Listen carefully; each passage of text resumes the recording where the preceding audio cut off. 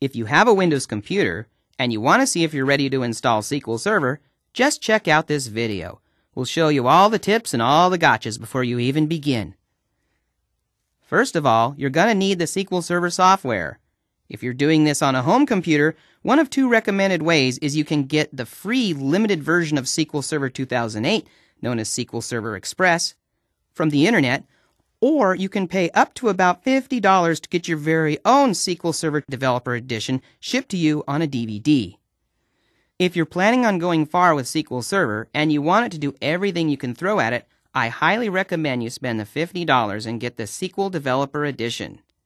For the installs in this video, we'll assume you have the installed DVD in hand.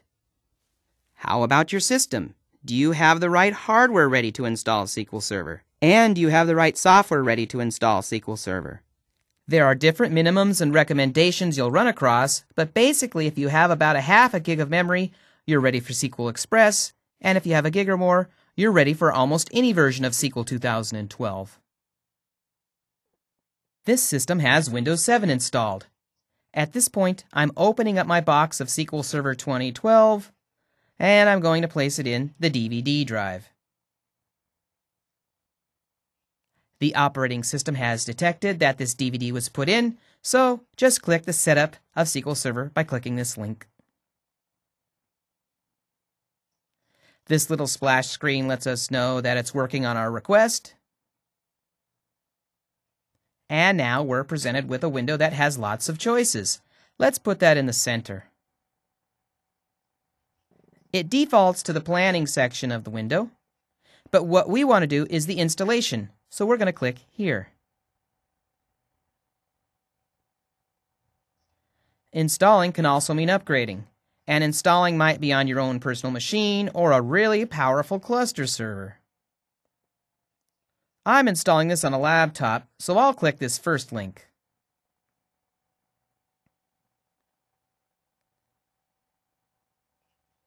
We get confirmation that our process is working.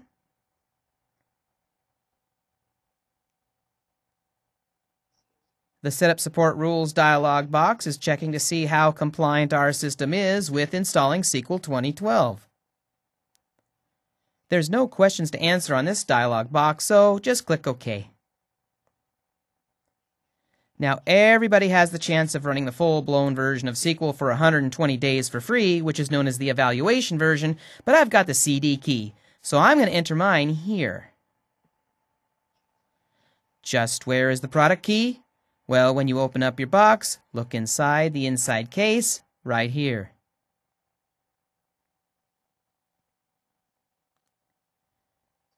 It's quite a few keystrokes, so be sure to enter them in correctly and double check, because if you get it wrong, the installation won't proceed. Once you've got it entered in, you can click Next. Here's the End User License Agreement, or as we lovingly call it, the EULA. You can scroll through to read all of the materials and all the agreements that's coming with this software. And once you get to the bottom, if you accept these terms, then click this checkbox and click Next. I'm performing this installation in December of 2012, and by then, the Service Pack 1 for SQL 2012 has come out.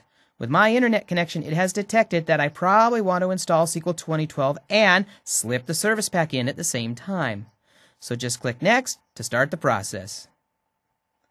On my 3-year-old laptop, this took about 5 minutes, so I'm taking out several of the frames so we can see the next stage without waiting for too long.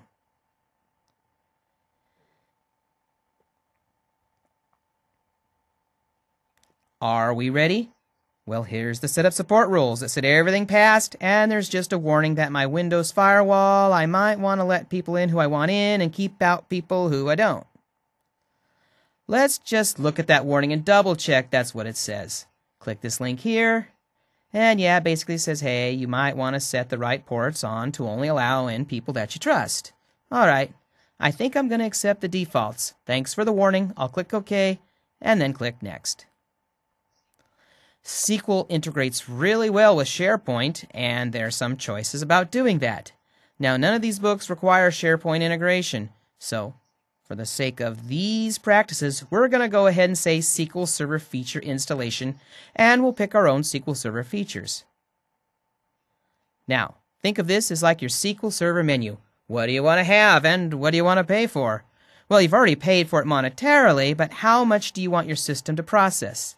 Well, we only really need the database engine, which is basically going to be SQL Server itself and all the work that it does. But we're also going to want to be able to manage it. So it's good to click the Management Tools Basic and Complete. Also, it's nice to have the local help available, so it's good to click Document Components. This is the minimum you probably need to be able to go through the Joes2pros books on the querying certification. Now, you might check other boxes, but keep in mind you'll have more services and more to run, so it's good to only check what you need. You can install more features later. Okay, SQL Server Install is aware of the components you want, and it's ready for you to make the next couple of choices. Click Next. Now here we get to choose what do we want to call this SQL Server. Why do we have to choose that? The name of this machine is Reno. Why isn't the Cerner just going to have the name Reno? Well, you can install SQL many times. Now this is the first time it's being installed. So we'll accept the default instance, click Next, and this will be the Reno SQL Server with no other supplementary names to it. Here we can see there's more than enough space on this system to perform the SQL Server install. We get a big green light. Let's click Next, and let's move on to the next phase of the installation. Now, SQL Server really isn't an application, it's a suite of services. And what name should each service run under?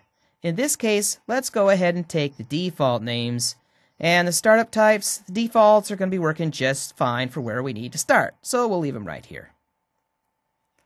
And now, click Next. Now here's something important to know. The person who installs SQL Server may not be the person who's going to be working on or in charge of it.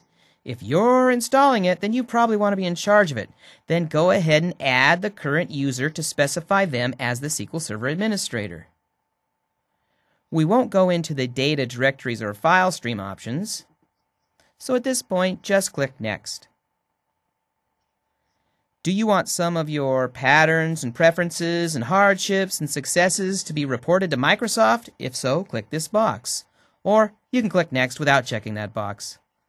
Now your installation configuration rules are all done. Hit Next, and it will get ready to start the install. But before it does, it's going to summarize everything it asked you and that it's taken notes on of what you want done. Review that. If you think it's correct, then you can hit Install. Now this part will likely take a while, even if you have a fast machine. This laptop is about 3 years old.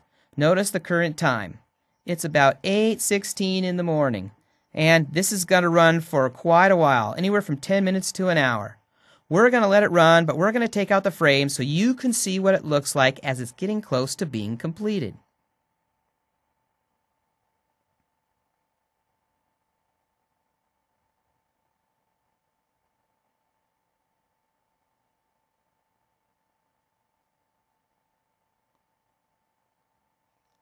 Notice it's 8:51 and I'm almost done. Okay, at this point, the installation is done and it's letting you know that you must restart the computer to make sure that everything is all complete. You can now close this dialog box, and you can close this SQL Server Installation Center. You don't need it anymore. You've completed your installation and you don't want to install another instance of SQL. At this point, let's do what we were advised to do and restart the machine so SQL Server will be a complete install. Welcome back from the reboot. Let's check to make sure everything's there. Click Start, go to All Programs, and go to the Microsoft SQL Server 2012 Program Group, and here's SQL Server Management Studio. Click that.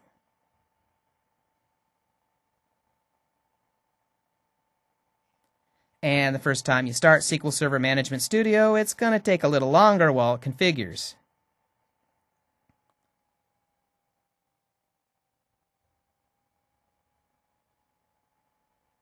And since you've added yourself as a SQL Server administrator during the installation, go ahead and click Connect. You're using your credentials and you have all the rights to SQL Server.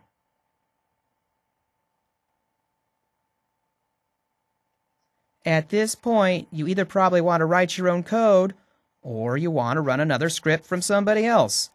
You want to start writing your own code, you hit the new query window.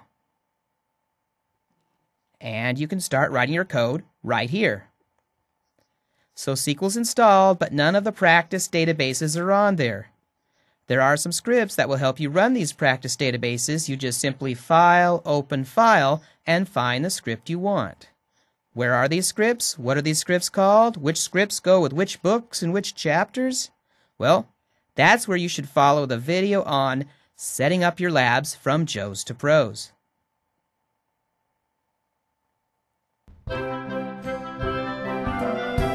And that does it for installing SQL Server 2012 Developer. Your next item? Start SQL Queries Joes2pros Volume 1.